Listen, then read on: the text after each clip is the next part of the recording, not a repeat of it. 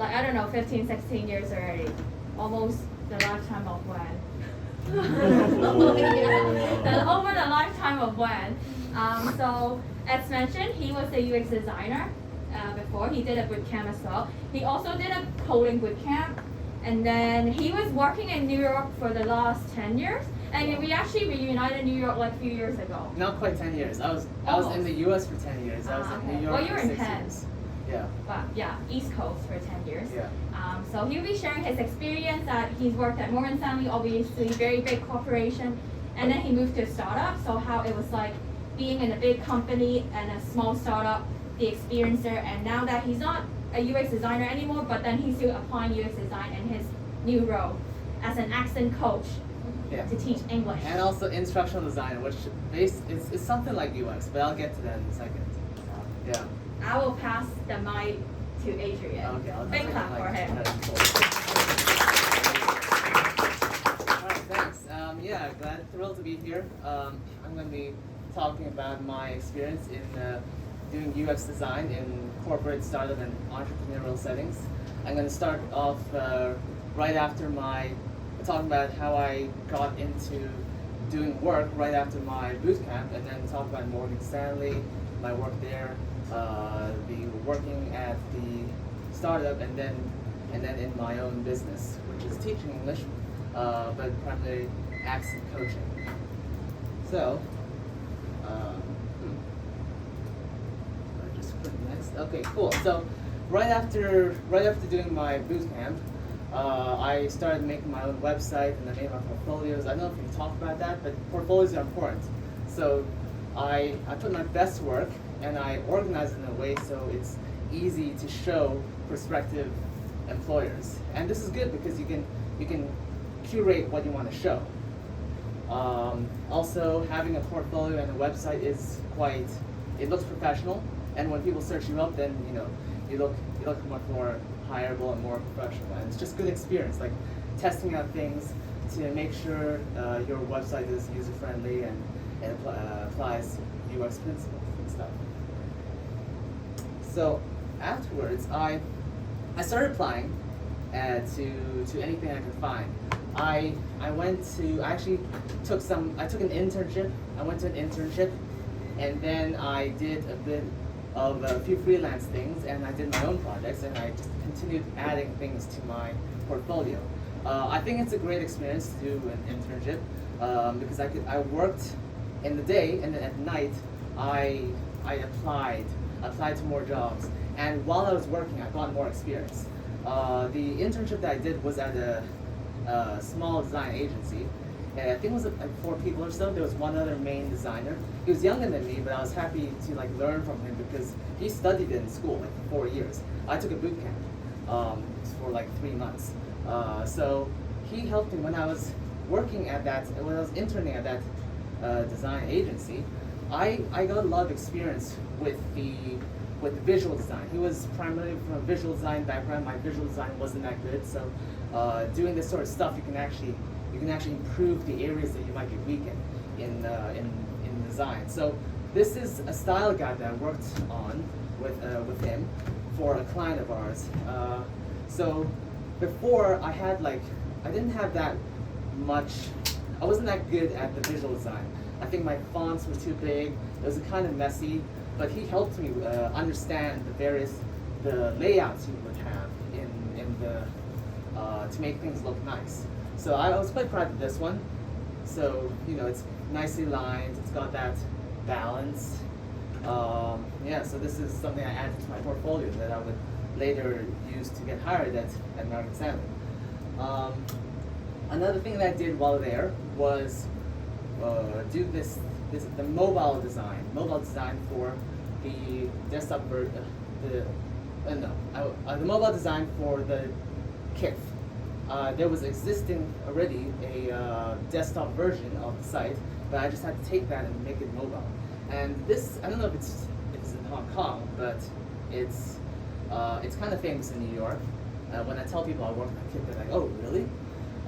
So it's changed a little bit, but it's actually mostly the same. I just checked on my phone just now. But the design that helped me understand how to convert the desktop elements and all the content into the mobile version, and that's another thing that I added to my portfolio. It's just a good experience. Also, while I was there, I did a few freelance projects I worked for. I did a project about making a tracking management, an issue tracking system for a medical startup for a week or so, and then I also just did some of my own portfolio stuff. Like I took an app that I liked using and redesigned it and just added, did the UX stuff, and that's just good. That's a good thing that you can add to your portfolio. It shows that you know what you're doing, and you can show people your thinking process, which is very important in design. After some time, I got approached by a recruiter who asked me, "Hey, we have this. There's this big corporate company that is looking for a UX designer. I think you might be a fit." I originally wasn't thinking of doing corporate stuff because I wanted to be in a startup, but I had a thought, and I thought, yeah, might as well see what it's like. I went to the interview. It turned out it was Morgan Stanley, and it's a big name. A lot of my friends actually worked in investment banks like Morgan Stanley and Goldman Sachs. And I said, yeah, why not? And I went to an interview, then I went to another interview. The guy just wanted to make sure that I was a good fit, so he asked for more samples. So I took extra things and added to my portfolio and sent it to him, and then I got hired. So this is what a workplace looks like in a corporate setting, at least in Morgan Stanley. This is the Morgan Stanley's office, but the image is from Google. I didn't take it. It's kind of more professional. It's more like what you expect from the office. People wear suits. You have older people, but they're really nice, and yeah, it kind of looks like this. We generally worked with MorganStanley.com. We were the digital strategy team, and we were the UX team within that group. And so, our main thing was dealing with the MorganStanley.com. I had to do a lot of image sourcing for the articles that we would put out. That's not quite design as you say, but it does fit into visual design. You've got to have the right visuals, the visuals that fit the brand. There's a lot of more abstract stuff that we want, or just not. There's a sort of feel you want to the image, and we'll get to that in a second because I'm going to talk about my work on the style guide for Morgan Stanley. But other than that, we will also do things like designing campaigns, and so we've had pages where it would look like other pages, but they had a particular use to it. Sort of things like highlighting the charity work that our employees were doing. We would want to promote the new podcast that we were putting out. So we want to collect email addresses and move them over to the subscribe button for our podcast on, I think it was on iTunes or something. And then I had to design those things. I had to design the flows, and so that's more of the UX stuff that I did. Finally, I also did things like user testing and usability testing. And I don't know if you probably have heard of usertesting.com. We had an enterprise version of it, so we had unlimited tests. And if you don't know, actually, do you use usertesting.com, or do you know about it? We don't have money to pay for But user you know what it is, right? I mean, do you know what it is? We've spoken about it to them, but Okay. because it's all paid, there's no fee. Okay, yeah. But we had it, so we could. That's basically what I did. I tested out parts of the site to validate the decisions why I want to change things, and tested out prototypes sometimes as well to see how real users would actually interact with it. So let's talk about the pros and cons. The pros is that, well, there's a lot of resources and money, so they could afford things like usertesting.com, like the enterprise version. They could use We hired other design agencies for major projects, and so we would just like look over it. And I say we, and there was like three or four other designers on the team. So it was one of the various user experience design teams in Morgan Stanley. There's a bunch of them, but we were the ones for digital strategy who dealt with MorganStanley.com. But yeah, we had a decent amount of resources, and yeah, so I used a lot of user tests while I was there, and it also looks good on your resume. Big brands have a reputation, right? So when recruiters see a big company on your CV, they're like, I know that guy must be at least decent, because they train you in a certain way. You have to work on a team. There's a certain reputation they have that just looks good on your CV. Cons though, slow processes. They're big companies, so big companies have to do things a certain way. They've always done it a certain way, and it's kind of hard to do it a different way. There's all these processes you have to go through for approval, compliance issues, and then also, at least for companies like Morgan Stanley, a lot of the people are older, so they're not used to doing things a different way. You might have to teach them about this thing called UX, since UX is relatively new. So that's one of the cons. It's also, yeah, and because of that, it's difficult to get the proper design process. Oh, one more thing. There's also the issue of software, because you have to test for software to make sure that it works with the current software that they use, which is older too for larger companies. I remember at least for us, it was okay, because we were a new team and they knew that we needed software, so we managed to get like Mac desktops, and then we were able to get Sketch because we were the UX team. But for this poor marketing lady that I worked with, she needed Sketch for some like minor things, and she was like, okay, I need to submit a request for Sketch. And then the IT people came back and said, oh, we have to test it for security issues. And then you can install it in your Windows. I think, or no, you have to. It's only Mac. But they said they had to test it, and then she asked, how long does it take? And they were like, oh, maybe 2 years. So it can be quite slow. And the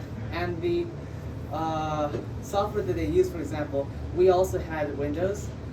We had the Windows and we had the Mac, but the Windows was Windows 7, I believe, which came out maybe 14 years ago. Before that, they were using XP, but they have to test a lot to make sure that it fits the current infrastructure. So that's why big companies can be slower. Let's talk about the case study. So I'm going to click on this. Hopefully, this internet. Does this work?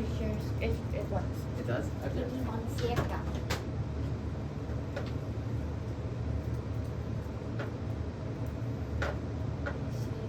Sorry, Queenie. 佢甩咗嚟啦又。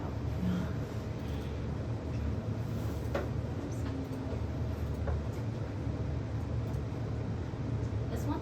Yeah. All right. Cool. So this is a written case study that I did for my website, and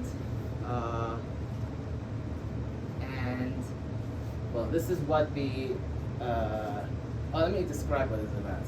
It was a repository for all the design elements that were on the website, on morganstanley.com.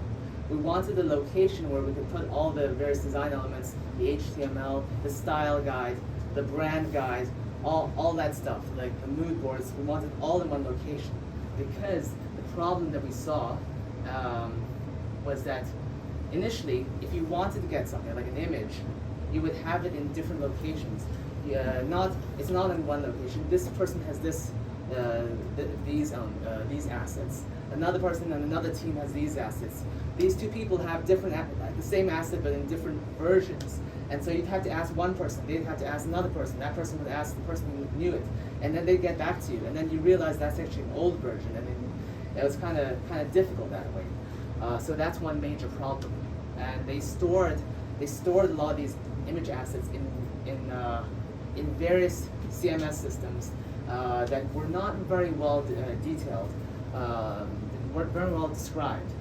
You would have various random, I think it's an abstract animals and businesses as tags. They don't really mean all that much, and they're not updated because it's all over the place. And so that was one of the major problems. And what we wanted to do was have one centralized location.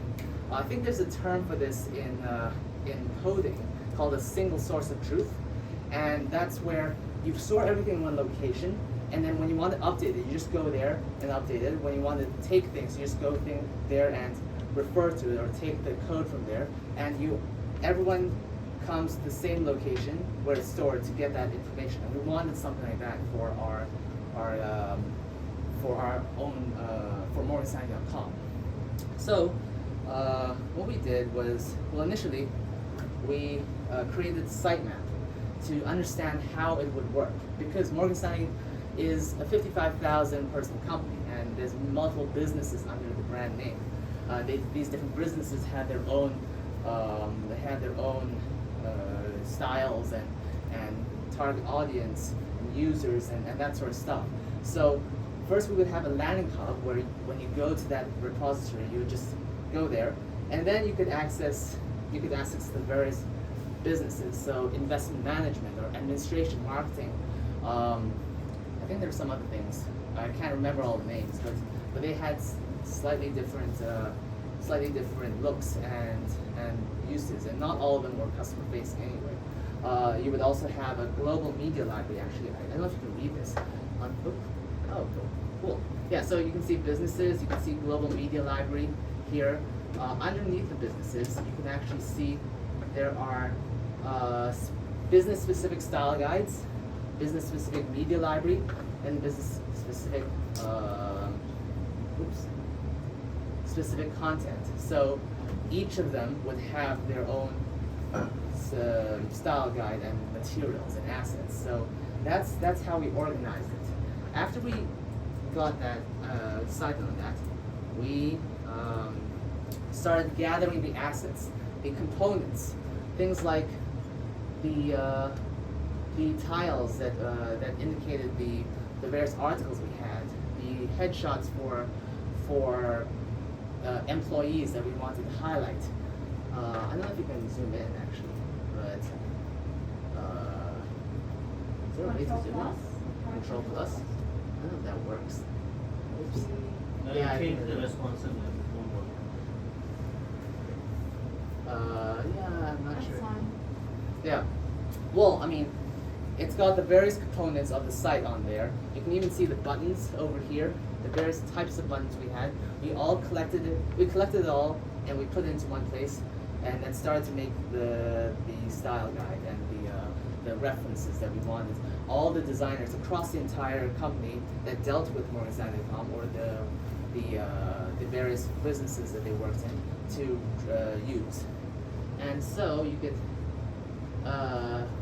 We also got the typography, and we gave examples of it so that designers would know how to use it, and not just us, like people. There's multiple teams, as I said, all over across the world, and we wanted it to be,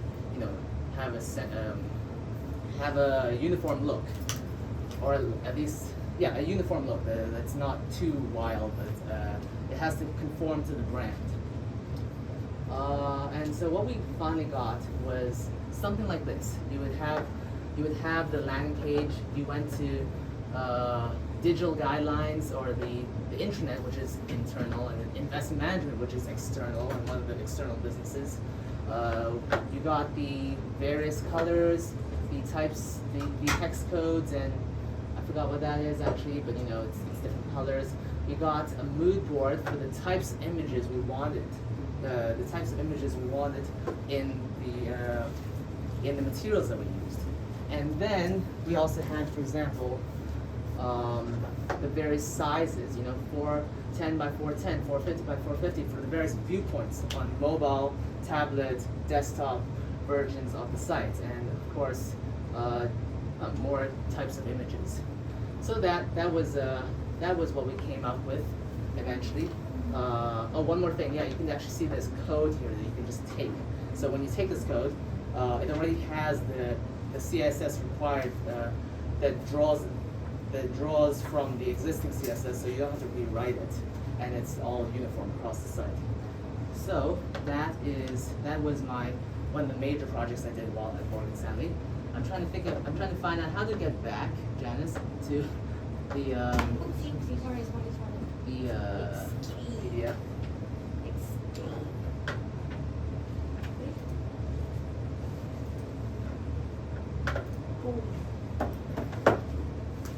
Alright, cool, yeah, so that was one of the major things that I did at Morgan Stanley, which I'm quite proud of. I liked it a lot. So, okay, yeah, so let's talk about my experience at the startup. So I worked at a startup that did construction stuff. So it didn't exactly do construction stuff. It made a service for construction companies, where it created a digital copy of the building they were going to build, which is called a building information model, a BIM, and through this our app, you could access the BIM, look around it, see which elements have to be built, estimate the velocity of the work, how fast it would be built, and that sort of stuff. It was 6 people, I believe, 6 or 7 people. I was the only designer, and we worked at a business incubator kind of co-working space, and they would once in a while they would have lessons teaching us how to be successful startups. So there were multiple different startups in the same area, and it kind of looked like this. It's kind of hip. All the people were around my age, around similar ages, and it was cool talking to other startups as well. Yeah, so day-to-day work, it really depends. Sometimes I had to help out with admin stuff, but a lot of times it was user research. It's kind of a new thing. Like, a lot of startups do things that are quite new, that people haven't done before. So we really need to understand our users and how they use their existing processes to solve problems, and how we could improve that process through our app and our service. I did designing after I did the research. I had to create wireframes and user flows and prototypes, and then I had to test it. I had to actually talk to people. You can see here, this image is from the actual construction site. We went onto a client site and we talked to them and just tried to understand how they did things. We sat in on meetings, and not just like a one-time thing, multiple times. Pros and cons. So it's more flexible. You can do a lot of things. You don't have to go through various. You don't have to go through. You don't need to get that much approval. You just have to talk to your I guess the CEO. I just had to talk to my CEO, or I went around the table and I was like, hey, Mr. Developer or developer friend, his name is Scott. Hey Scott, is this thing possible? Can we do this? How's that thing going? And so it's very easy. The communication is much more fluid because you're on the same table. You just have to look around the computer screen, talk to people, and see how things are going. You don't have to go to a different floor like in a big company. You don't have to create a meeting. You just talk to people. And so yeah, you can do a lot more UXC things. The fewer resources, however, is one of the cons. Fewer resources, you don't have as much money, so we couldn't afford user testing. We had to do some Like what we do here. yeah. So we couldn't afford user testing. We couldn't afford some things, so we had to be more creative. But creativity is helpful in the UX field. So here you can see some user flows and requirements gatherings, diagrams that I did, but let's take a look at the actual case study. You got escape. Escape. Or the top left corner, you can I'm gonna press escape. unsize it. Yeah. And then Google Chrome, is it? Go back to your thing. This one. Yeah. All right, cool. Here's a picture of me on my iPad. But yeah. So on the left over here, you can see a building information model. This is not like unique to our business. It's pretty common in the construction and architecture business. Lots of people use it. But what it is a 3D representation of a building. And you could take away the outside. You can take away various elements and see what's inside. You can see the walls. You can see the columns and that sort of stuff. And on the right, this is the our actual app. So you could take the BIM, put it inside, and you could see the elements. You can click on things and see how much has been completed. You can see if it's like a bit off, because if it's like even a few cm off, it can really mess things up. You got to have these things pretty accurate in order to hold up the building. You don't want mistakes because it's very costly to fix. And so you can see here we've got the various percentage complete of interior walls, and I can't actually read that. It's too small. But these are various elements. So piping, heating, flooring, columns, that sort of stuff. You can see that on our app.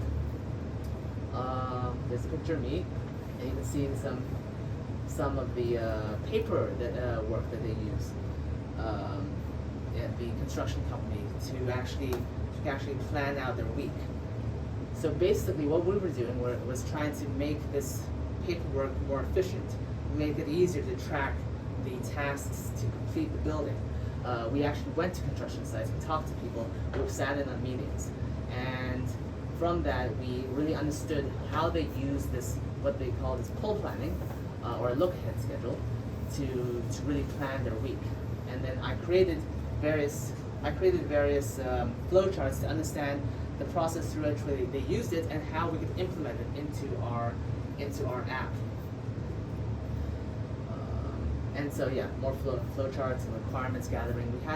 We had to really like understand what's important, because we could add lots of features, but then it'll be hard to really learn the app, and we need to get people to learn it, and therefore sign on to it. If it's too complicated, yeah, there's a lot of features, but people won't use it just because it's unusable, it's too complicated. Yeah, so I designed more wireframes, and we iterated on these Gantt charts, these project management charts, and eventually it got more finalized. And at the end of the time I was there, it kind of looked like this.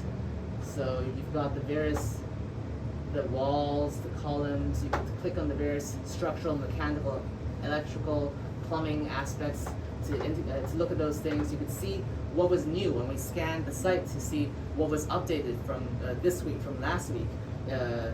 They would easily see what was different that they added, and they could check down here the estimated time till completion. You can see the yellow is what's completed, brown is what's estimated to be complete, and then if you click on this dot, it takes a snapshot of the completion rate, like at that time. So maybe last week we estimated we would complete 50% by now, but this week it turns out we only completed 40%. So that sort of stuff. It's kind of complicated, but that's why we did a lot of research for this, and we really need to understand it. Okay, let's go to, how do I go back? Now left, can I just click this? View? That works? Okay, cool. So, after some time, I started my own thing. I'm teaching English and accent reduction. Now, I have a workplace slide because all the other ones had workplace slides, and it's not really a workplace, but when I'm not teaching and I'm making my own materials, I can be anywhere. I can be at a cafe. So here I am at PMQ, and I got glasses and that because I was looking for a brand image of someone looking more smart. So when I put on glasses, I think I look more smart. I don't know, maybe. And so, even though I'm not really, I would say, a UX designer anymore, I'm still using UX in my own business. For example, when I teach my students, I have a single document because I want them, I want it to be easy for them to access all the materials that they need to learn.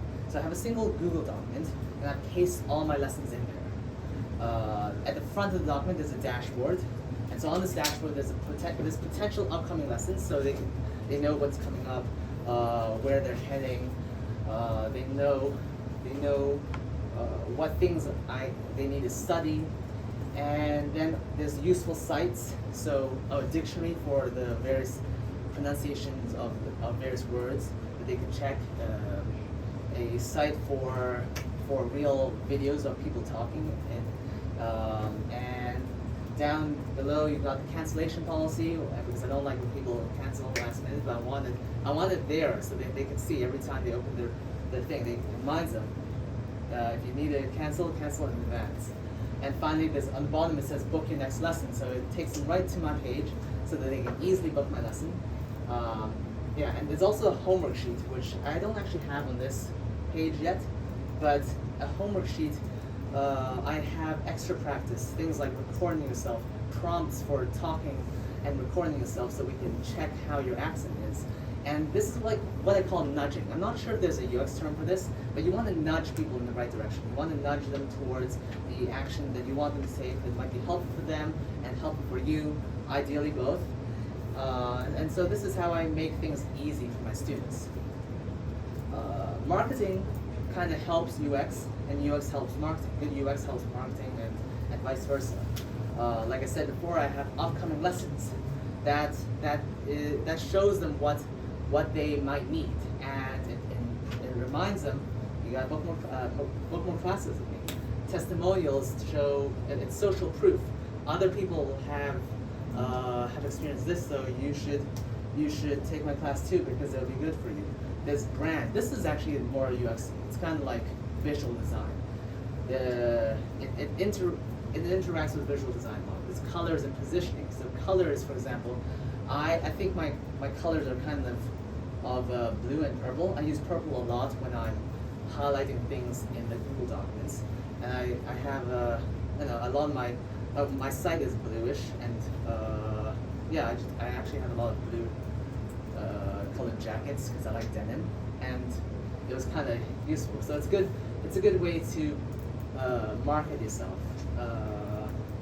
Yeah, and here's a certificate that I created because a lot of my students have recently asked, "Hey, my company reimburses me for taking your classes, but I need something professional like a syllabus or a certificate or a test to prove that I'm taking classes."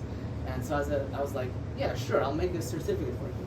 What things do you need?" So that was requirements gathering, and they told me they need like number of hours taken, the name of the class, their name, who you are, the date completed. So I got all that. I looked at various certificates designs that I liked, and then I went through a couple of iterations, and then I'm almost done. This is the one I like, so it's not exactly completed, but yeah, I designed this, and it's to help my students take my classes and get reimbursed for them. Information architecture. This is my favorite bit actually. I like information architecture because I like information, and there's a lot of information out there, and it can be confusing, and that's why we need to organize it in a way that it makes sense. So maybe you've talked about mental models. These are ways of thinking that users have that might be different between different user groups and different among different demographics.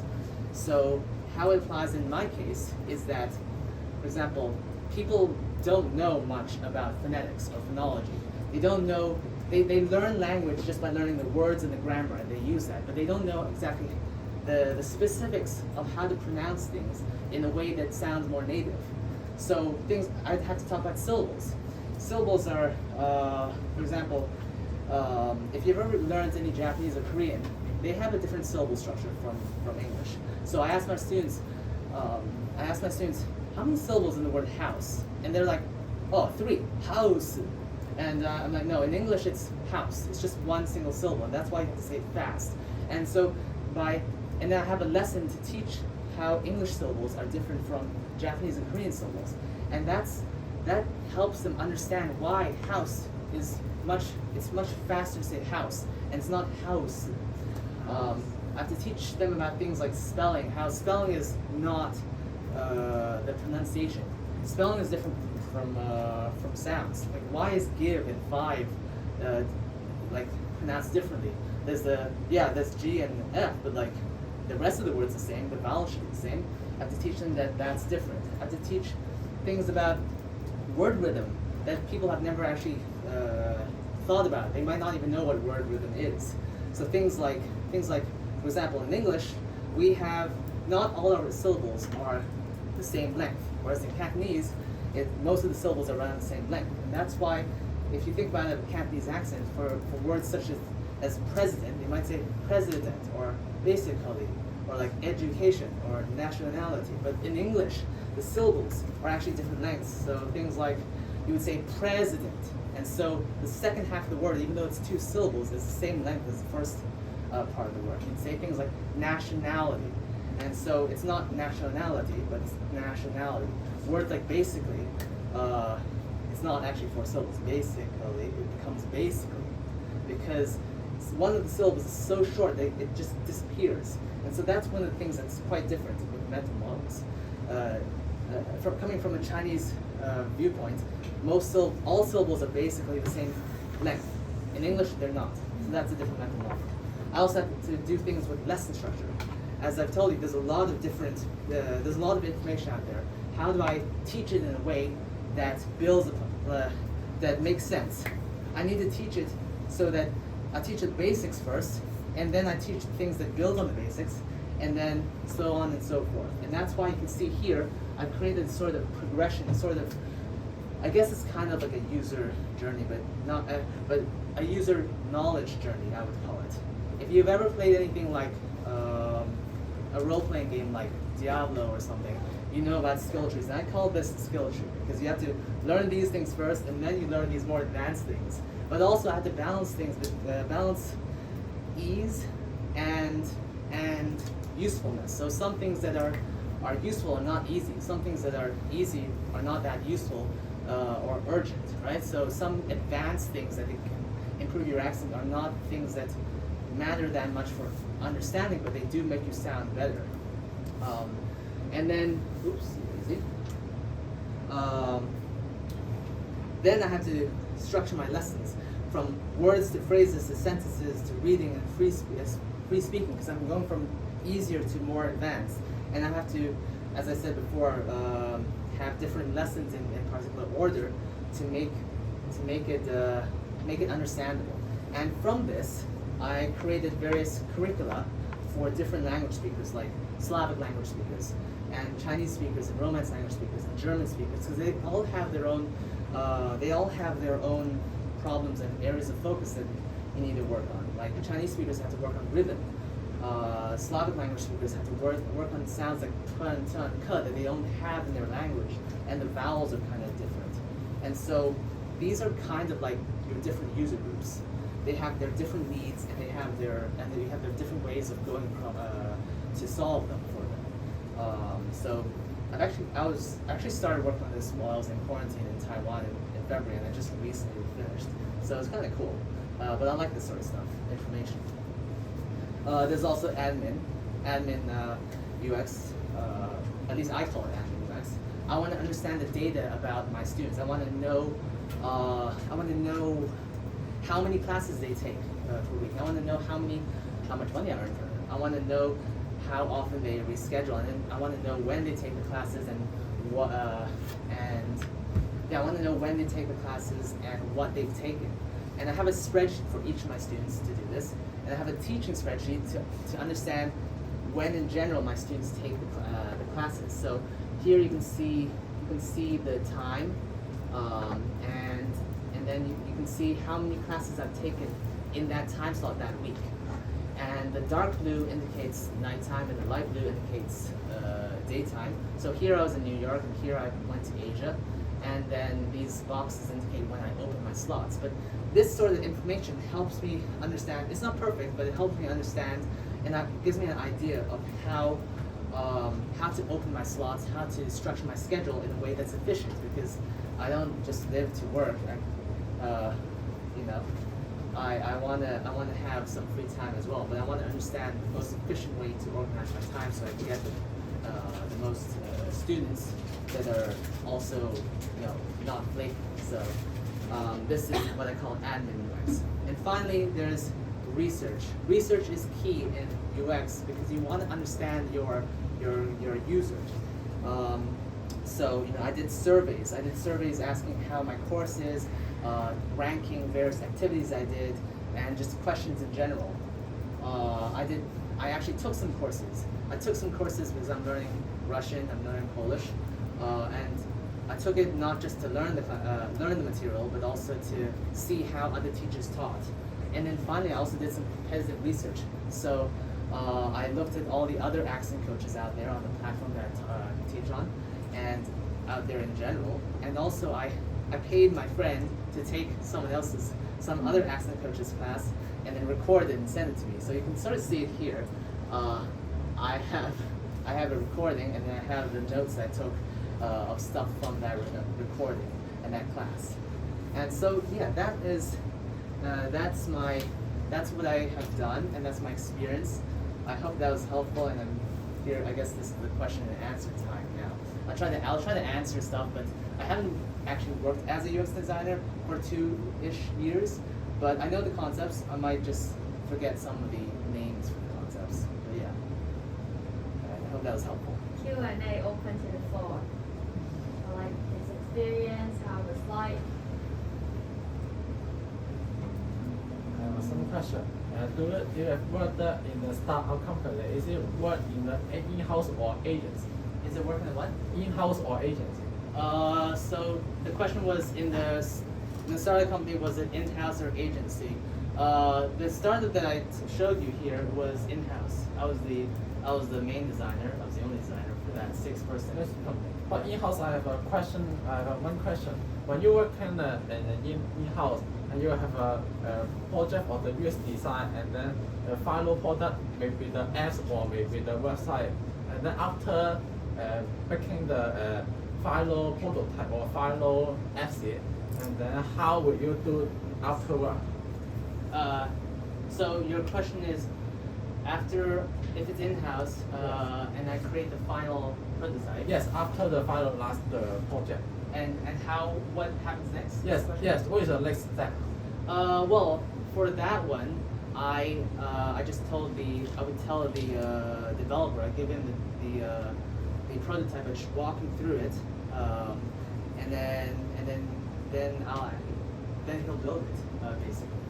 But it's not like a kind of a waterfall sort of process. It's not just like, okay, here's the final thing, I'll give it to you, and then done. It's like usually we work on specific like elements, like maybe the navigation panel, like the sort of rotational panel for the building information model, or we work on just the timeline. I give it to him, and then he work on that and build it, and then we test it out. If it didn't work, maybe there's some things that didn't work that well, so I'd do the process again. I'd do a bit of research, I'd test it, I'd make a final prototype, send it again to him, and then he'd update it. So it's not, so it's kind of like that. Does that answer your question? Yes. Yeah? Okay. That means keep working at the same stage. See? It's kind of like a revolving cycle, right? Have you talked about like waterfall versus... No. No? Agile, we talk about agile. Oh yeah. Agile. I think we use something like agile. It's not waterfall. It's not just like, research, design, and test and send it to development, and that's all. It's kind of like doing that over and over again. Like iterative process. Yeah, iterative we talked process. about that day too. Yeah, because there's always, especially for startups, they're working with things that you don't know that much about. So there's a lot of things you don't know. Yeah, there's also things that you know you don't know, but those are the ones that are easier to know because you work on those. And so when you build something, you might build it, and then it turns out it doesn't work as well for what you thought it was, or it didn't work with other things, and there's other problems. So you keep iterating on it. That's why it's good to, at least for us, it was good to iterate on small portions of our app and our service. You guys have any questions? Yes, I have a question. What did you find the most difficult part during the interview at Morgan Stanley? Most difficult part. Oh my god, I'm trying to remember that. Or, I actually or didn't the find most it- interesting part? Yeah, it's just up to you. Something Most interesting part? Well, I talked with the. I think it's very different for different parts of Morgan Stanley. Because I was interviewing as a UX designer for a UX team that was newly formed. And so I was actually the second UX designer to be hired, and then we hired 2 more. And there was a total of, I think, 5 people in that team for the digital strategy group. So it was very friendly. I think the other stuff, if you're trying to be an investment banker, it's going to be much tougher. There's multiple round interviews. I just had 2 interviews, or 2 or 3 interviews. I think just 2. I just talked with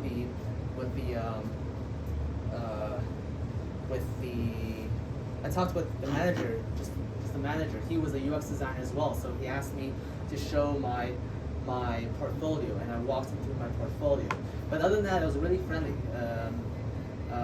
There's some processes outside of the interview that are kind of funny, like you have to go in, get like a card, so you go past security, you get temporary card to go up the building.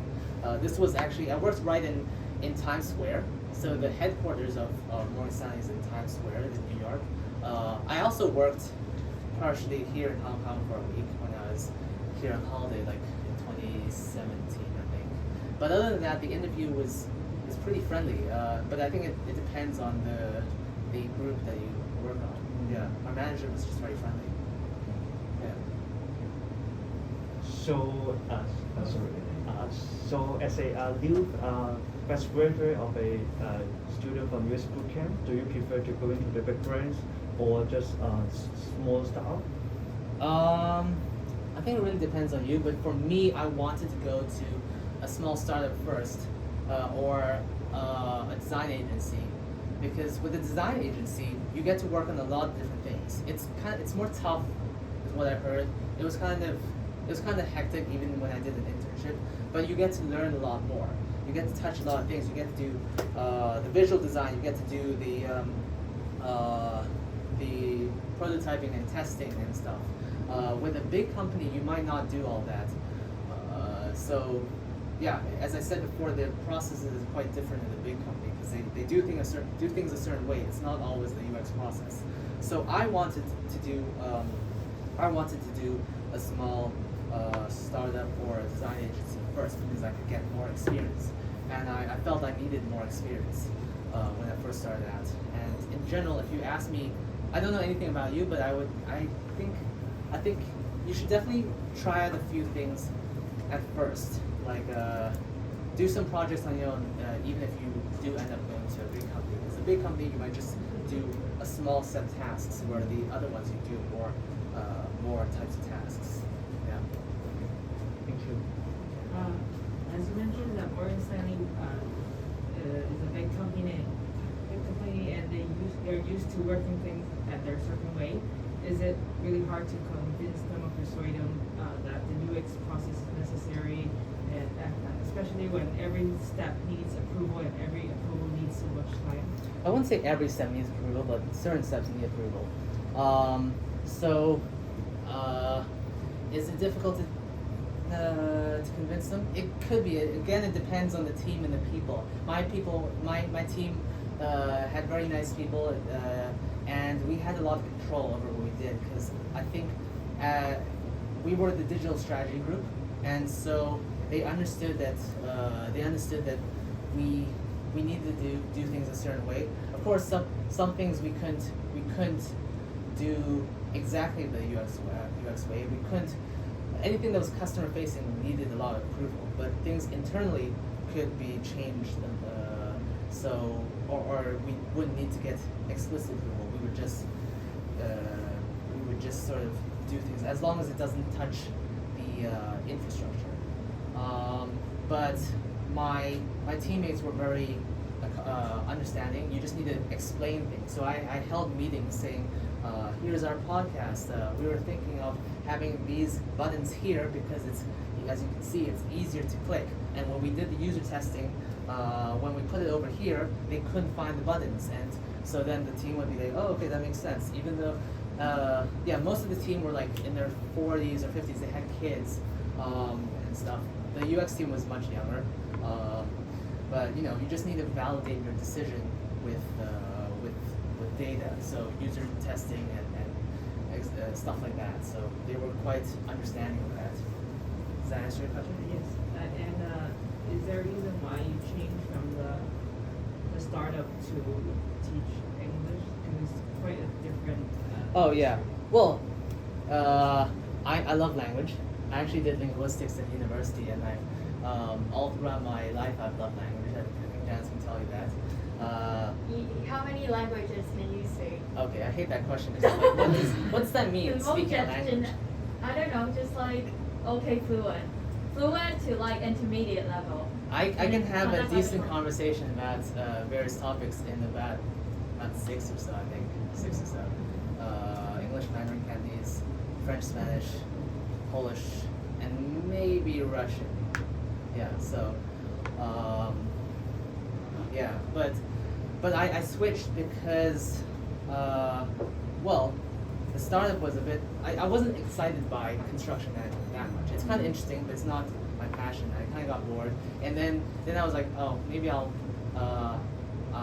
I was working for a while, and I wanted to explore Europe.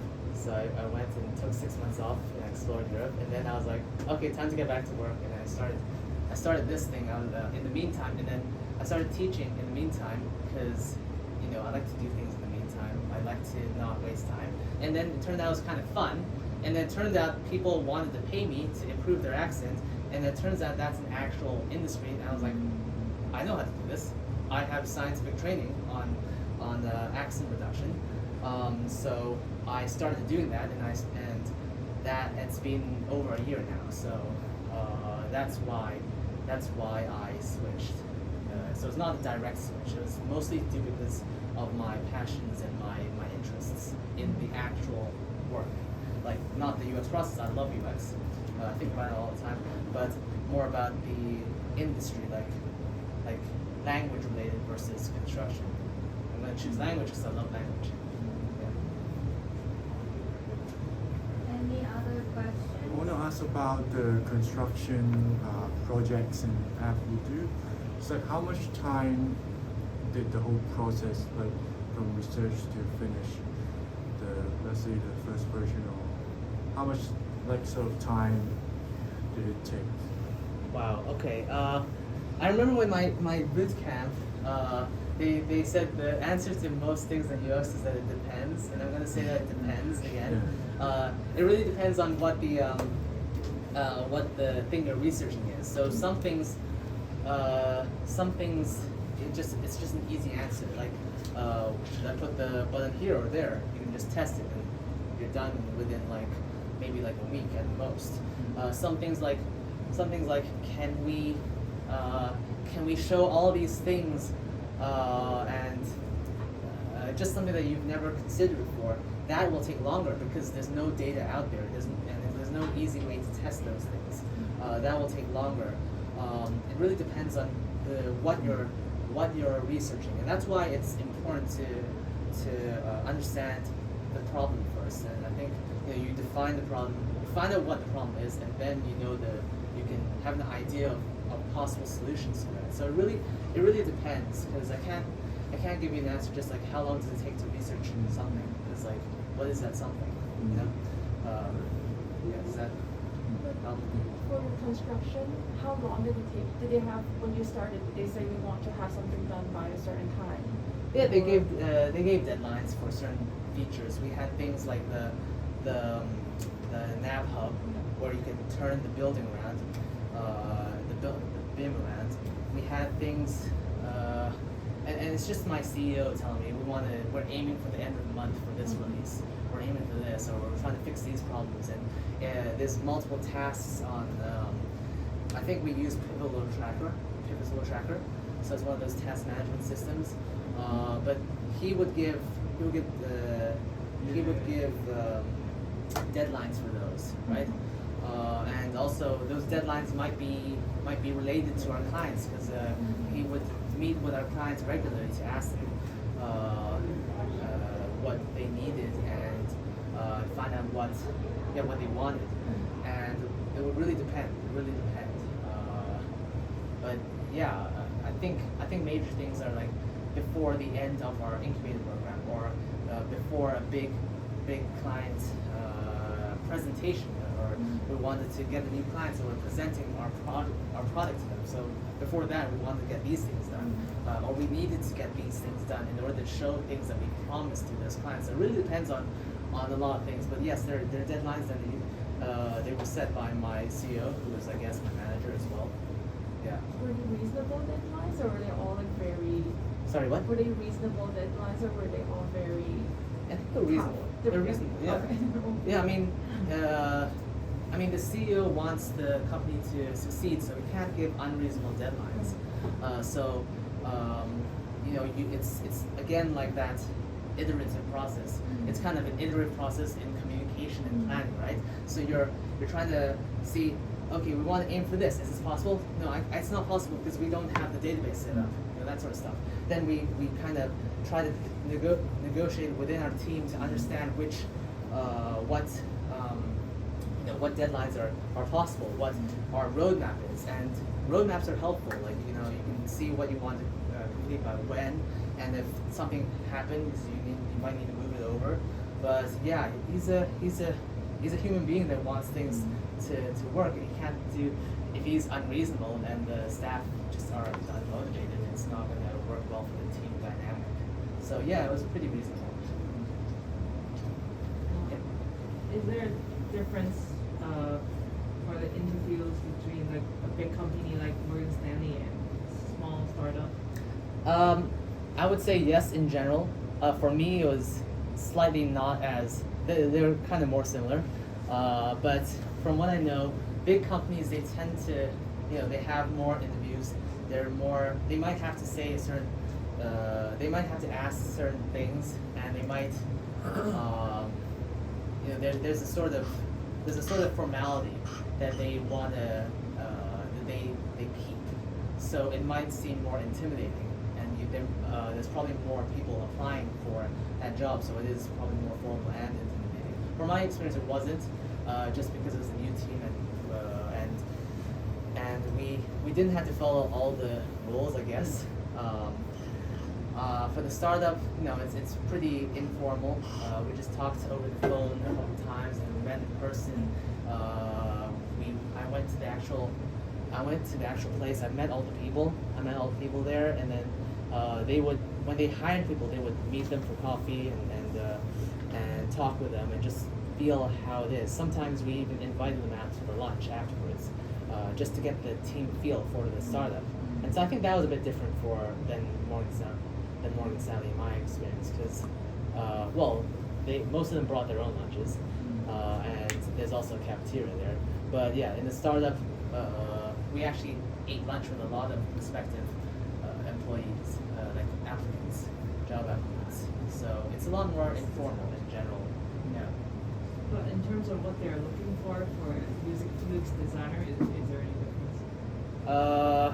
Yeah. So with big corporations, and at least for Morgan Stanley, it was UX design within a range of activities. So we couldn't change the site entirely. We had to keep it the same, but we could change little things. We could add things that looked similar but functioned slightly different for various reasons. So we had that sign up. We had a sign up box that appeared, and maybe usually it took you here. So now we changed it somewhere else. We had some internal things like the content guide, the style guide, that doesn't change anything that's customer facing. So a lot of things that you want to do is, it doesn't. If you want to change things that are customer facing, that takes a lot more approval and a lot more time. With a startup, depends what stage of the startup it is, but if you're at the very beginning, it could be anything. You could do like a lot of stuff because it depends how finished their product is. The more finished the product is, the less likely it's going to change drastically. Right? That's the general trend for most companies. As it becomes more and more completed, you don't change things as much because it's harder to change things. You got people that are used to doing things a certain way. You got things that work a certain way. If you change it, then what happens to all the customers? They're suddenly there's all these bugs and it doesn't work, and they'll lose their customers. So as companies become more, they finish their products more and their services, they got more to lose from changing things. Whereas the startup, they're right at the beginning and they might completely change the direction. It's a blank canvas for very early startups. Does that make sense?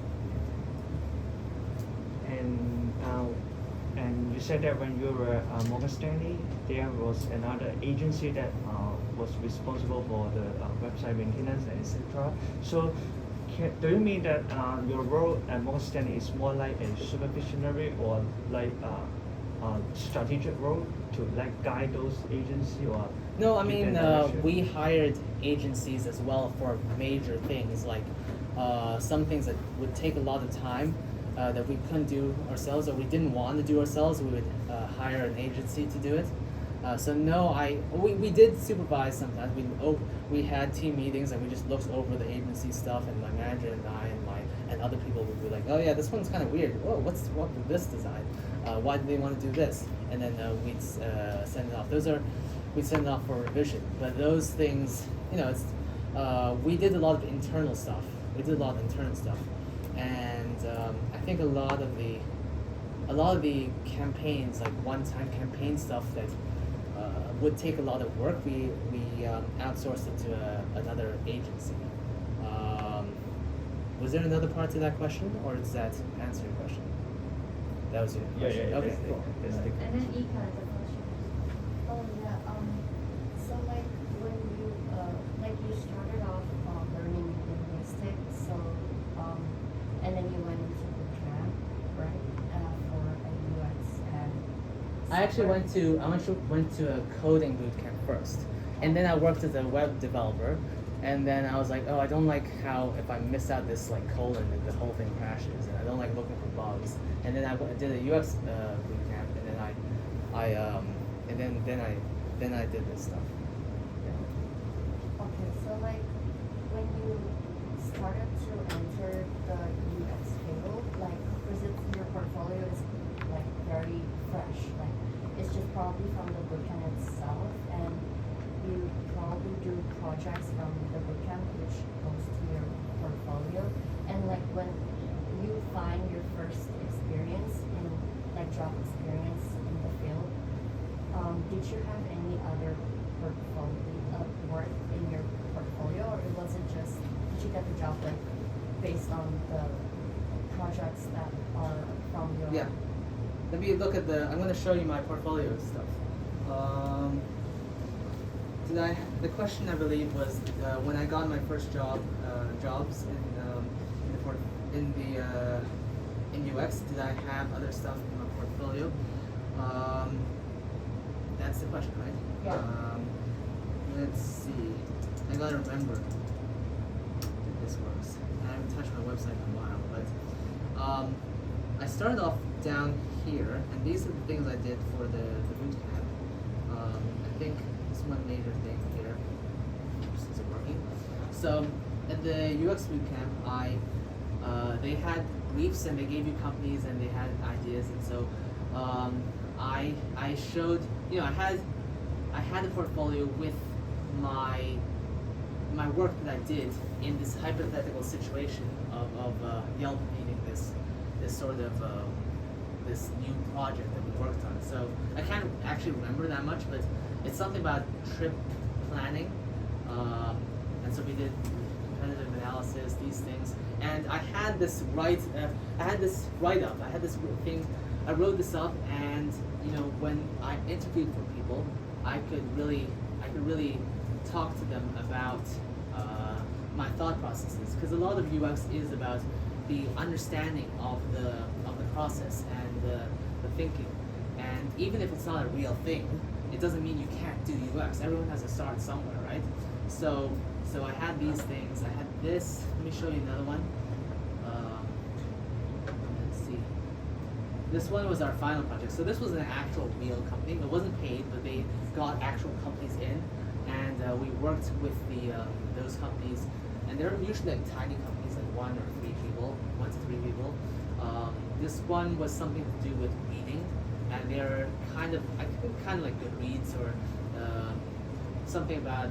It was a site for writers and and people who read things, and so can't really remember. It's been a while. It's back in 2016 or. Take a look of his website. So there's a lot of materials out there. Pictures are great. Pictures are great in illustrating your thought processes. But when people when people hire for UX, they really want to understand. They want to see that you understand the material, and understand the process, and they want to understand your thinking, why you did things a certain way, because the thinking is the most important thing. The thinking and the communication of those thoughts, why you did it this way. Because a lot of times there's trade-offs, and maybe this thing is the perfect thing, but maybe this design is the perfect design, but the assumption is wrong. It turns out it doesn't work. So when you tested it, it didn't work. So you have to change it. And so now it looks not as perfect, but it works better. So you need to describe you need to describe your thinking and why you did things a certain way. So these 3 are the things that I did as a boot camp thing. I did at this style guide, as I showed you before. I did at the design agencies thing. So it kind of looks like this for Signify, things like that. The various logos, how to do it properly, like things like that. And then I did some of my own things, like this app that I used before, and Blue Apron. I know you don't have Blue Apron here, but I was redesigning this app that I found. So you can add these things to your portfolio, and just show how you think, because thinking is the most important. Yeah. Last question before we go for lunch. Obviously, after you finished your boot camp, you mentioned you did like unpaid internship. How did you get to there to help build your portfolio? How did I? Like after you did your boot camp, you did an unpaid internship. Yep. To kind of build more onto your portfolio, and then eventually recruiters looked out for you. How did you land that unpaid internship? I just applied. I mean, I just sent out cover letters. I sent out cover letters that were, there's a sort of a template for my cover letter, but then I changed some things so that it addresses the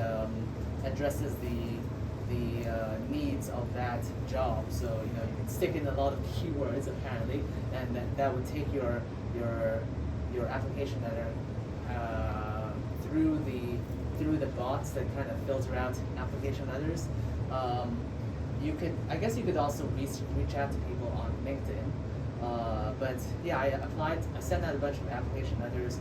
I sent out links to my website, and then I got some emails back. I got some phone interviews. Like they do phone screenings, right? So just talk to you for like 15 minutes to see what you're like, and if they like you, they'll invite you in and talk to you. Or I guess now they do video calls. I think probably safer.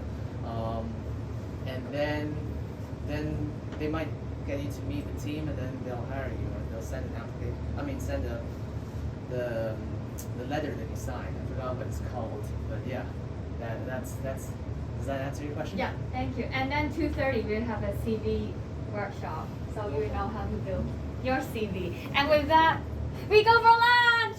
Yay, lunch.